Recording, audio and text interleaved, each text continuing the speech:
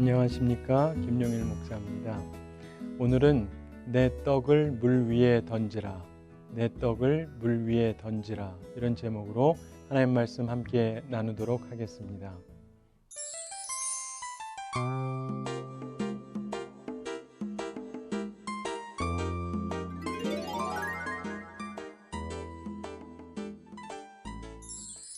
어떤 한 시골 할아버지가요, 은행에 돈을 빌리러 왔습니다. 이분이 은행에 처음 온 건데요. 그래서 경운기 살 돈을 좀 빌려달라 그랬습니다. 그랬더니 은행원이 묻습니다. 할아버지 담보는 있으세요? 담보가 뭔지 몰라가지고 그게 뭐요? 그랬더니 돈 빌려줄 때 그 정도 값 나가는 물건이 있어야 된다고 그럽니다. 그래서 그러면 자기 집이 있으니까 그 집을 담보로 해서 빌려달라 해서 돈을 빌려갔습니다.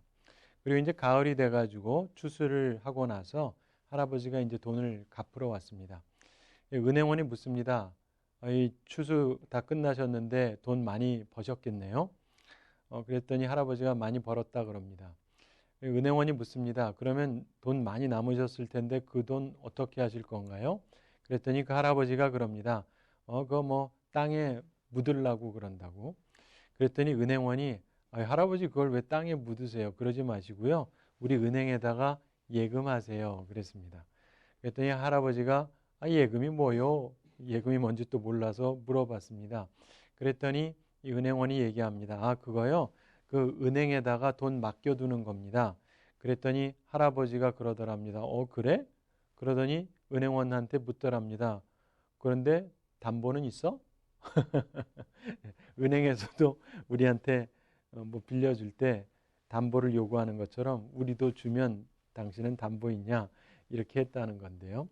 여러분, 우리 그 전도서 마지막 11장, 12장 남았는데 오늘 11장 부분을 보는데요. 여기에 보면 아주 특이한 선언을 합니다. 흔히 사람들이 인생에 대해서 생각하는 것하고 좀 다른 말씀을 하는데요. 10절 후반에 있는 말씀입니다. 어릴 때와 검은 머리의 시절, 즉 청년의 때가 다 헛되니라, 이런 말씀을 합니다. 자, 여러분, 나이 드신 분들 같은 경우 보통 젊어지고 싶다 그러지 않습니까? 여러분, 그런데요, 우리가 어린 시절, 청년의 시절로 돌아가고 싶어 하는 분들이 많습니다. 많은 분들이 젊은이들 보면서 참 좋은 때다 이런 말을 합니다. 그런데 오늘 성경 말씀을 보면 이 지혜의 말씀은 그것하고 정반대의 말씀을 하고 있습니다. 어릴 때와 검은 머리의 시절, 청년의 시절이 다 헛되니라, 이렇게 선언하고 있습니다. 여러분, 이 말씀을 제대로 깨달아야 우리가 중년이 되고 노년이 되고 할 때 평안하게 살아갈 수가 있어요. 성경 말씀은 우리에게 분명하게 말씀하거든요. 어릴 때와 검은 머리의 시절, 청년의 때가 다 헛되다. 여러분, 왜 그런지 이것을 좀 이해하고 우리가 중년이 되고 노년이 돼도 행복하게 살아갈 수 있는 우리들이 다 되기를 바랍니다. 자, 이 중요한 선언이 있지만 여전히 청년들 중에서 이 헛된 청년처럼 헛된 청년의 삶의 방식을 추구하는 사람이 있고요. 그와는 달리 보람된 삶의 방식을 추구하는 사람이 있습니다. 헛된 청년의 방식이라고 하는 것은 이 9절에 나오는 표현처럼 마음에 원하는 길과 눈에 보이는 대로 쫓아 사는 삶을 얘기하는 것입니다. 다시 말해서 나 좋은 대로 하는 삶을 얘기하는 거죠. 이렇게 살면은요, 결국은 후회하는 삶으로 종결짓게 됩니다. 그러나 그와는 다르게 보람된 삶의 방식을 살아가야 되는데 그런 삶을 살려면 하나님께서 심판하신다는 것을 기억하면서 살아야 됩니다. 그리고 하나님의 뜻을 따라서 하나님을 기쁘시게 하는 삶을 살아야 되는 것이죠. 이런 삶은 후회 없는 삶으로 우리 삶을 종결짓게 해줍니다. 그런데 이 두 종류의 다른 사람들을 오늘 우리가 비교해 보면서 우리의 인생관을 한번 점검해 보기를 원합니다. 자, 헛된 삶의 방식을 사는 사람에게 세 가지 특색이 나타납니다. 그 첫째는 뭐냐면 선을 베풀지를 않습니다. 매우 이기적이에요. 그리고 남을 돕거나 구제하거나 하지 않습니다.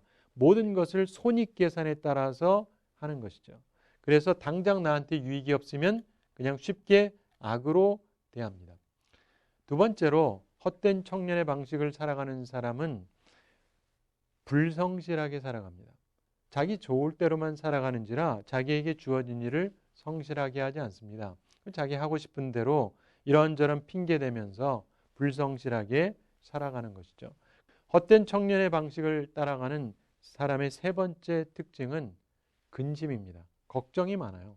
자기 재울대로만 하고 살다 보면 자기가 원하는 것을 생각보다 얻을 수가 없어요. 처음에는 기분 좋게 사는 것 같지만 결국 근심이 쌓이게 됩니다. 그러면서 자기에게 주어진 삶을 참으로 온전히 누리지 못하고 살게 되는 것입니다.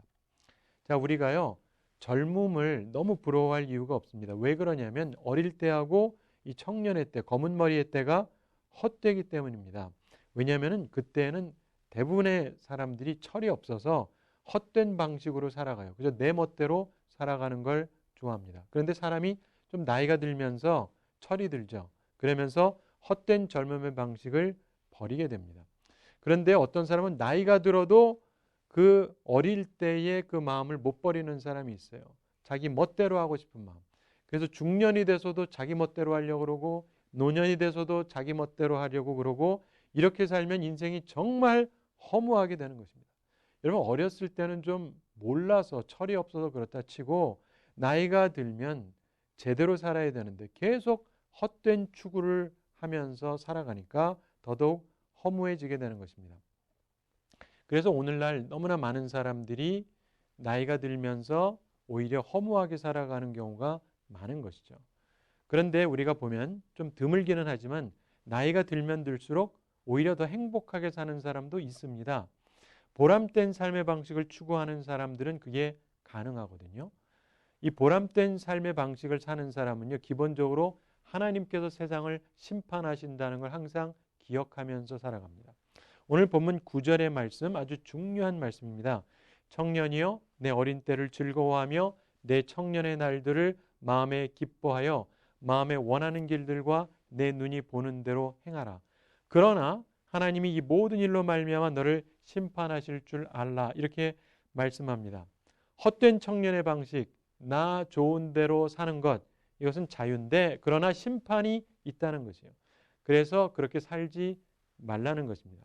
우리가 살아가면서요, 보람된 삶의 방식을 살아가야 되는데 하나님의 심판을 기억하면서 살아가야 됩니다. 하나님을 경외하면서 하나님에 대해서 인식하면서 살아가야 되는 것이죠. 그렇게 살다 보면은요, 오히려 우리가 보람된 삶을 살게 됩니다. 자, 그러면 오늘 말씀을 통해서 우리가 보람된 삶의 방식을 살아가는 사람, 그들의 모습을 살펴보겠는데요. 그들에게는 세 가지 특징이 있습니다. 하나님의 심판을 기억하기 때문에 하는 것인데 우리도 기억하면서 이 세 가지를 행하게 되기를 바랍니다. 첫째로 선을 베풉니다. 선을 베푼다.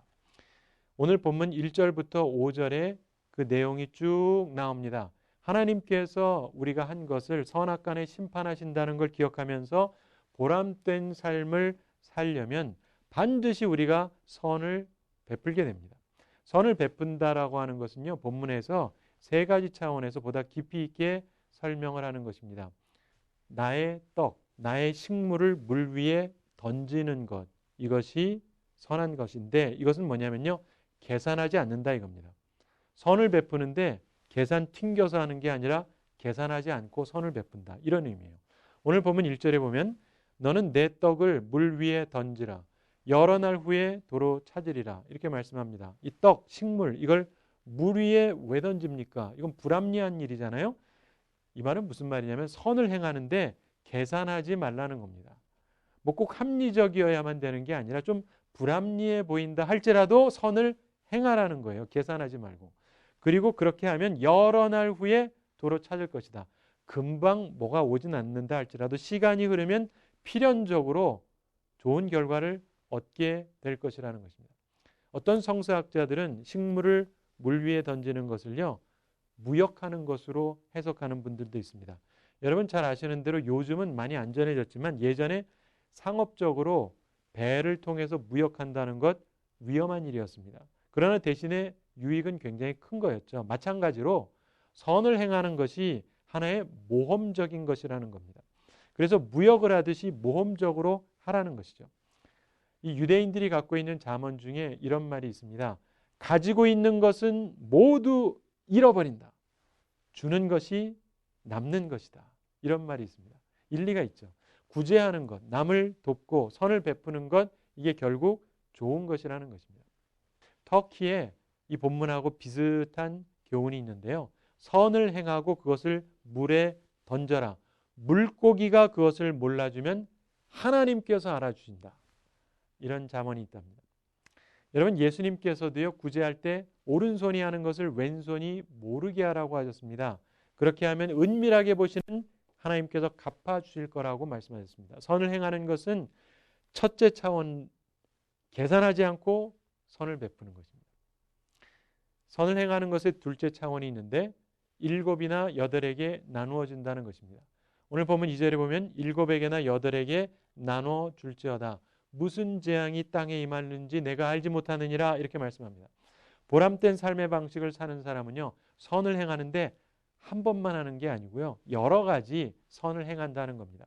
어떤 사람은 이 말씀을 이렇게 해석을 해요. 일생을 살면서 최소한 7명이나 8명에게 좋은 영향을 끼쳐야 된다. 자, 우리가 보면 예수님께서도요, 불의한 청지기 비유를 통해서 좋은 말씀을 해주십니다. 어떤 청지기가 있었는데 부자 주인의 재산을 관리하던 사람이었습니다. 그런데 주인에게 쫓겨나게 됐어요. 근데 쫓겨나면 이제 어떻게 먹고 살까 걱정이 됩니다. 그래서 고민하다가 이 사람이 머리를 썼다는 거예요. 자기 주인이 부자니까 여러 사람들이 꾸어간 게 있었습니다. 그래서 그 꾸어간 사람들을 다 불렀어요.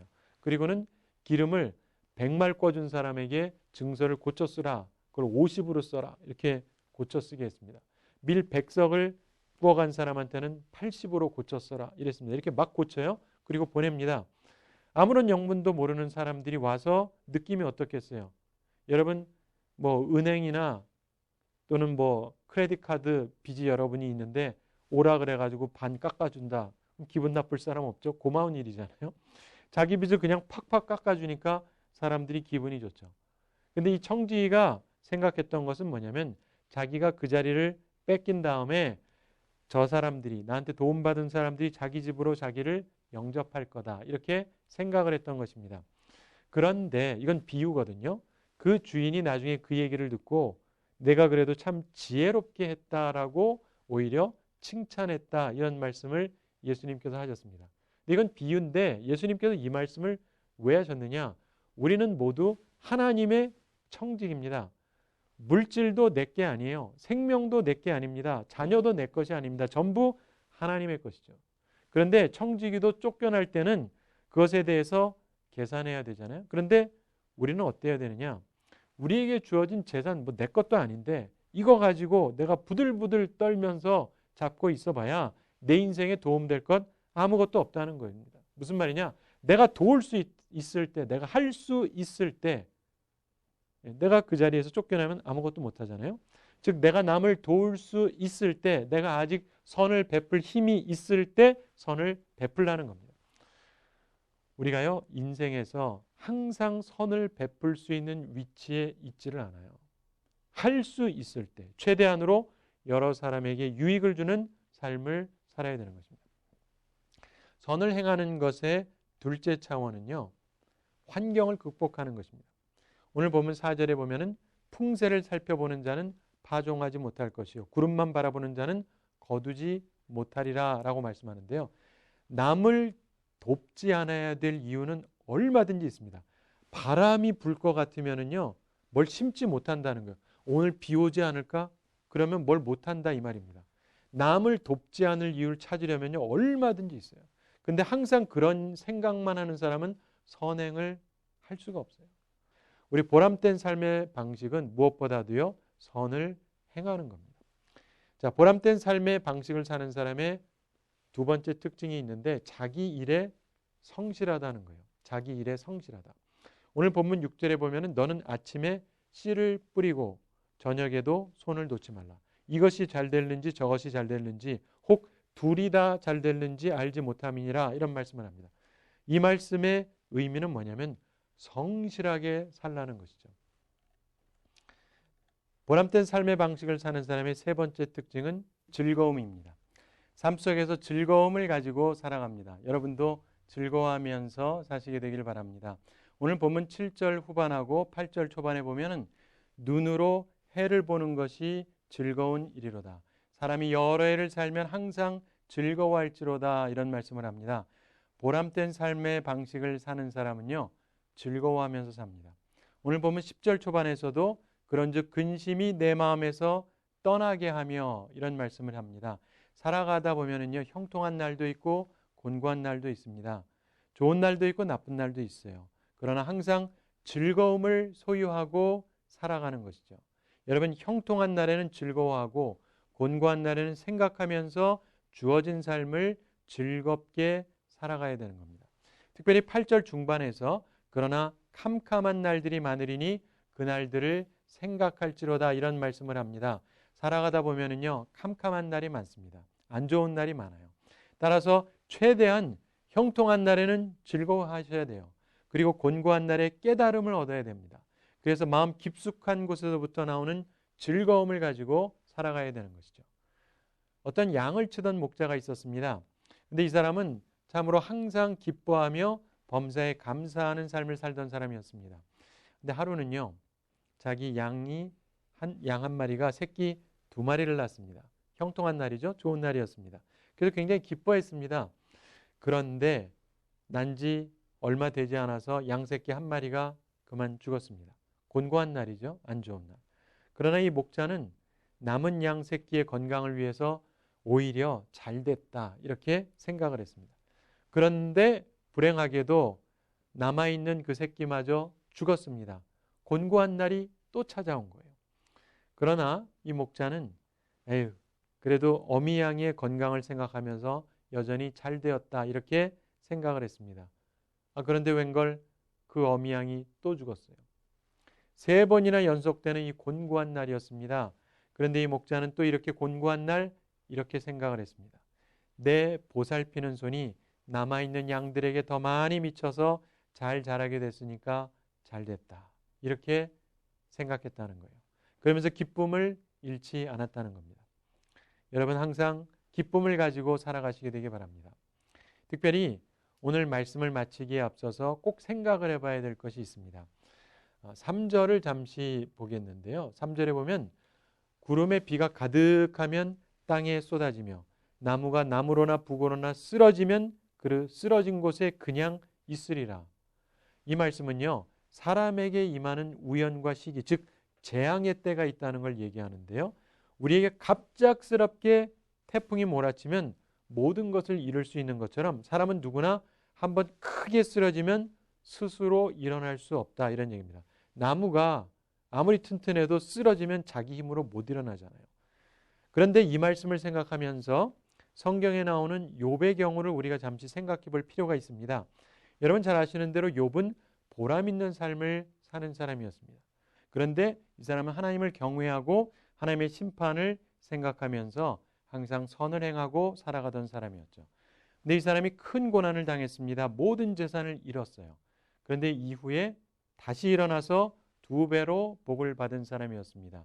그것을 성경이 우리에게 증언합니다.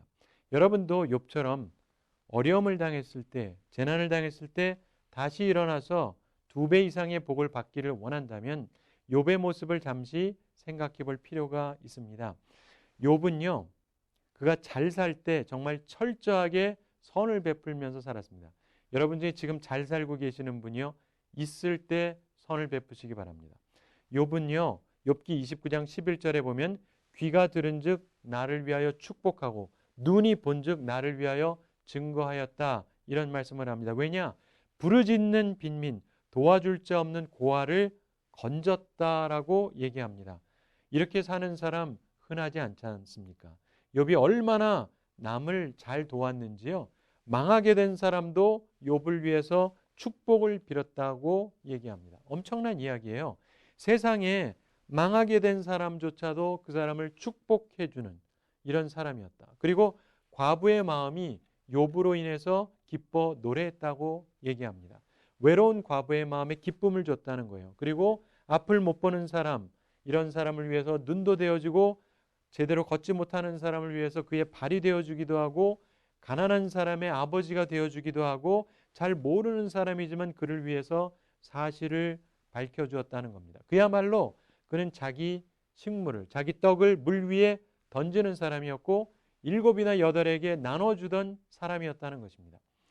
그렇게 했더니 특이한 것은 욥기 42장 마지막에서 하나님께서 욥을 회복시키십니다. 그 과정에서 보면 욥이 전에 알던 사람들이 그에게 옵니다. 찾아와서 그를 위로하고 금 한 조각, 금 한 고리 이렇게 주면서 갔습니다. 그걸 가지고 욥이 다시 일어났습니다. 그에게 자금이 되었던 것입니다. 그가 살아오면서 특별히 그가 가졌을 때 많은 선을 베풀었기 때문에 수많은 사람들이 그가 일어날 수 있도록 그가 재앙을 당했을 때 그를 도왔다는 이야기입니다. 내가 쓰러져서 도저히 홀로 일어날 수 없을 때, 그때 내가 그동안 삶의 환난의 시기에 어떻게 살아왔는가, 다른 사람에게 베풀었는가, 이것이 중요한 요소가 될 수 있다는 것입니다. 이것을 기억하면서 항상 선을 베푸는 삶을 통해서 보람된 삶을 살아야 할 것입니다. 자, 한 가지 이야기 말씀드리면서 오늘 이야기를 정리하도록 하겠습니다. 옛날에 중동의 한 왕국에서 어린 왕자가 강에서 놀다가요, 그만 급류에 휩쓸려서 떠내려갔습니다. 찾으려고 하는데 찾을 수가 없어요. 왕이 그 얘기를 듣고 군대를 총동원해서 아들을 찾았습니다. 그런데 찾지를 못했어요. 그 다음 날도 찾고 그 다음 날도 찾고 며칠을 찾는데 찾지를 못했습니다. 왕이 크게 실망을 했습니다. 그런데 여러 주간이 지나서 왕자가 깊은 강의 바위 위에 살아있는 게 발견이 됐습니다. 하루 이틀도 아니고 한 주도 아니고 여러 주간 어떻게 거기에서 살아있었는지 너무 신기했어요. 근데 왕자가 구조되고 나서 그동안의 일을 설명을 합니다. 설명을 하는데 자기가 강을 떠내려가다가 다행히 강 한복판에 우뚝 솟아있는 바위에 걸렸답니다. 그래서 그 바위 위로 올라가서 물의 위험을 피했습니다. 그리고 다행히 옆이 강물이니까 마실 물은 있어요. 그래서 마시면서 생명을 유지할 수 있는데 문제는 먹을 게 없지 않습니까? 그런데 이상한 게요, 아침이 되고 저녁이 되면 가죽 주머니가 떠내려오는 거예요. 근데 그걸 잡아서 열어보면 거기 빵이 있는 거예요. 그래서 그것을 먹고 자기가 목숨을 유지했다는 겁니다. 그래서 왕이 의아하게 생각해서 그 가죽 주머니 좀 보자 했더니 거기에 이름이 새겨져 있습니다. 모하메드 벳 하산이라는 이름이 새겨져 있어요. 그래서 누군지 알아봐라 그랬더니 이 사람이 강가에 살고 있는 사람이랍니다. 그래서 왕이 그 사람을 불러서 물어봤습니다. 네가 아침 저녁으로 빵을 강에 떠보낸 사람이 맞냐? 예, 맞습니다. 물었습니다. 너는 그걸 왜 보냈냐? 그랬더니 그 사람이 이렇게 답했다 그럽니다. 제가 속담에 선행을 하라, 빵을 물 위에 던지라, 그러면 그대에게 어느 날 반드시 보상되리라, 이런 말을 들었습니다. 그래서 제가 그 말이 사실인지 아닌지 확인해 보고 싶었습니다. 그래서 했다는 거예요. 자, 오늘 본문 1절 말씀 그대로 되었던 것입니다. 오늘 1절에서 너는 내 떡을 물 위에 던져라, 여러 날 후에 도로 찾으리라, 이렇게 말씀합니다. 자, 왕의 아들을 살렸으니 보상을 받을 수밖에 없죠. 자, 여러분, 우리 인생을 살아가면서요, 나의 식물을 물 위에 던지고 내 떡을 물 위에 던지고 선을 행하며 살아가게 되기 바랍니다. 그렇게 보람된 삶을 사는 우리가 되고, 그리고 그 결과로 우리도 하나님으로부터 큰 축복을 받으며 살아가는 우리 모두가 되기를 우리 주님의 이름으로 축원합니다. 한 주 동안도 하나님의 은혜 가운데 평안하시기를 빕니다. 감사합니다.